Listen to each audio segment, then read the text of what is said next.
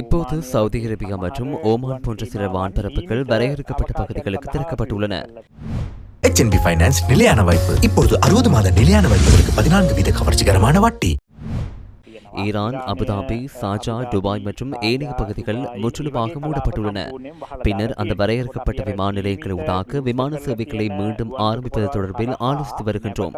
விசேடமாக இது தொடர்பில் அந்த நாடுகளின் தொடர்புடைய விமான நிறுவனங்கள் மற்றும் சிவில் விமான போக்குவரத்து அதிகாரிகளுடன் நாங்கள் கலந்துரையாடி வருகின்றோம். அந்த கலந்துரையாடலுக்கு பின்னர் மத்திய கிழக்கில் தற்போது திறந்திருக்கும் வான்பரப்புகள் ஊடாக விமான சேவைகளை ஆரம்பிப்பதற்கு தீர்மானிக்க முடியும். இதனிடையே இஸ்தான்புல் ஊடாக பயணிக்க எங்களுக்கு ஏற்கனவே வாய்ப்பு உள்ளது. இங்கிலாந்துக்கு நேரடி விமானங்களை ஆரம்பிக்கவும் எங்களுக்கு வாய்ப்பு உள்ளது.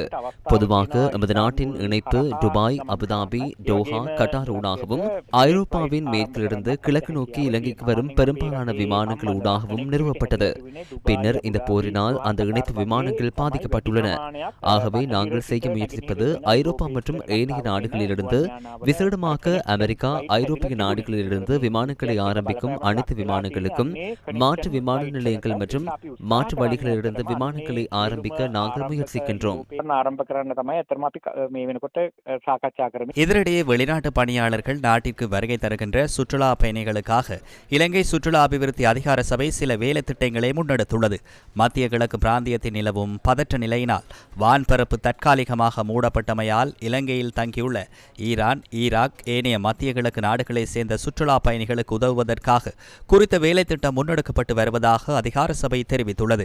அதற்கமைய விமான சேவைகள் ரத்து செய்யப்பட்டமையால் நாட்டில் தங்கியுள்ள சுற்றுலா பயணிகளின் விசா செல்லுபடியாகும் காலப்பகுதியை 14 நாட்களுக்கு இலவசமாக நீட்டிப்பதற்கு அரசாங்கம் அனுமதி அளித்துள்ளது. இந்த சுற்றுலா பயணிகளின் முகாமைத்துவத்திற்கு முன்னுரிமை அளிக்குமாறு அனைத்து பதிவு செய்யப்பட்ட சுற்றுலா சேவை வழங்குனர்களுக்கும் சுற்றுலா அபிவிருத்தி அதிகார சபை அறிவுறுத்தியுள்ளது.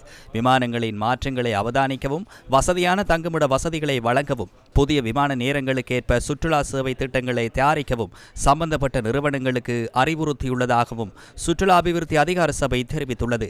தற்போதைய சூழ்நிலையை கருத்தில் கொண்டு 24 மணித்தியாலங்களும் தொடர்பு கொள்ளக்கூடிய வகையில் துரித இலக்க சேவைகளும் அறிமுகப்படுத்தப்பட்டுள்ளன.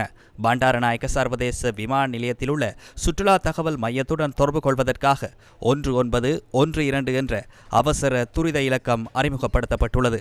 பண்டாரநாயக்க சர்வதேச விமான நிலையத்தில் உள்ள சுற்றுலா தகவல் மையத்துடன் தொடர்பு கொள்வதற்காக 1912 என்ற அவசர துரித இலக்கம் அறிமுகப்படுத்தப்பட்டுள்ளது. விமான நிலையங்கள், விமான நிலைய வசதிகள் தொடர்பான தகவல்களுக்காக 1994 என்ற இலக்கம் வழங்கப்பட்டுள்ளது. விமான மறு முன்பதிவு உள்நாட்டில் 1979 என்ற இலக்கமும், சர்வதேச ரீதியில் 941177719779 என்ற இலக்கத்திற்கு தொடர்பு கொள்ள முடியும்.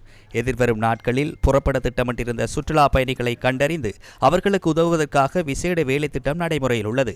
அனைத்து முக்கிய சுற்றுலா வலயங்களிலும் சுற்றுலா பயணிகளின் பாதுகாப்பை உறுதி செய்வதற்காக சுற்றுலா போலீசாருடன் பணியாற்றி வருவதாக சுற்றுலா அபிவிருத்தி அதிகார சபை தெரிவித்துள்ளது.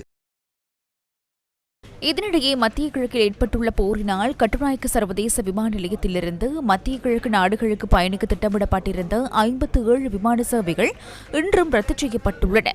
நாட்டிலிருந்து புறப்படுவதற்கு திட்டமிடப்பட்டிருந்த 28 விமானங்களும் நாட்டுக்கு வருகை தரவிருந்த 29 விமானங்களும் இதில் அடங்குகின்றன. இதனிடையே நாளையும் புறப்பட திட்டமிட்டிருந்த 4 விமான சேவைகள் ரத்து செய்யப்பட்டுள்ளன.